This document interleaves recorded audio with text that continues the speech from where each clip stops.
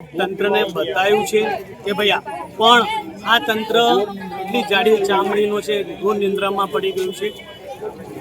Ward number 14 અને ward number 5ની સીમામાં આ લોકો અટવાયેલા હતા કે આ 14 નંબર વાળા કે 5 નંબરમાં આવે છે અને 5 વાળા કે 14માં આવે છે। આના માટે તંત્રને રજૂઆતો કર્યા, તે છતાં પણ તંત્ર જાગ્યું નહીં। આજે એક નિર્દોષ મહિલાનું ભોગ લેવાઈ ગયું છે। અમે મારી તો તંત્ર સામે આ એક અમારે અપીલ પણ છે અને માંગ પણ છે કે પીડિત પરિવારના લોકોને તાત્કાલિક સહાય આપે।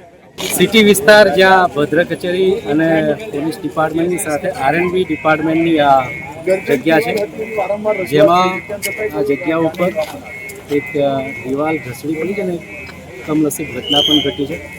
આજરોજ જ જૂની ઘડીના ગણેશજીનું વિસર્જન હોય, તાત્કાલિક અધિકારીઓ અને અમારા કાઉન્સિલ મિત્રો ટીમ સાથે આપના પણ માધ્યમથી આ કામની શરૂઆત થઈ ગઈ છે।